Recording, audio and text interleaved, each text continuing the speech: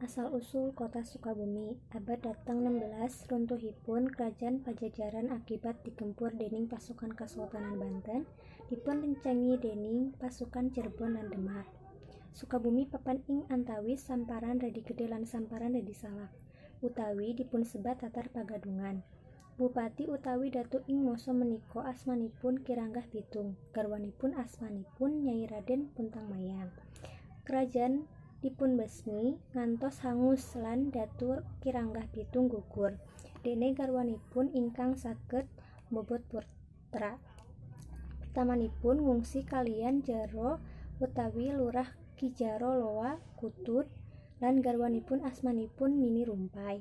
Sasampunipun keparing pitedah saking Resi Tutuk Windu menawi Nyai Raden Puntan Mayang kedah dipunasta ngungsi dhateng Redi Sunda ingkang pangganggenipun wonten ing laladan Palabuhan Ratu. Wonten tengahipun wana tumuju Redi Sunda, piyambakipun sedaya manggihaken satunggaling tiyang putra kakung yuswa 6 utawi 7 warsa. Putra kasebat dipunasta ngungsi dhateng Redi Sunda lajeng dipunparingi asma Wangsasuta. Nyai Raden Puntang Mayang miyosaken satunggaling tiyang lare putri ingkang dipunparingi asma Nyai Raden Pundak Arum.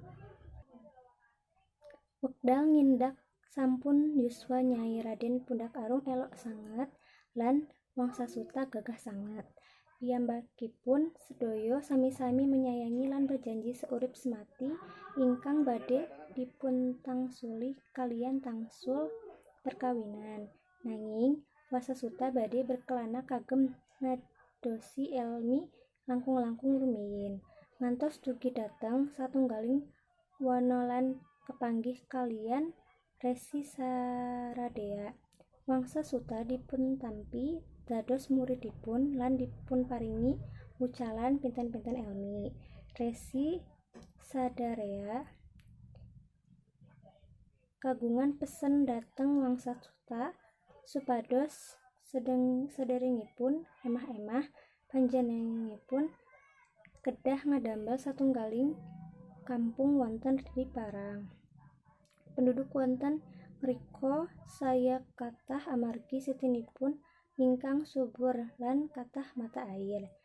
Pungkasanipun laladan kasebat dipuntawasi ramen wonten bumi dening masyarakat. Tigang wangsa lajeng Wangsasutapun bertemunipun panjenengan wangsul kaliyan Nyai Pundak Arum lan emah-emah. Piyambakipun sedaya sugung bingah lajeng penduduk nyebat laladan menika Sukabumi.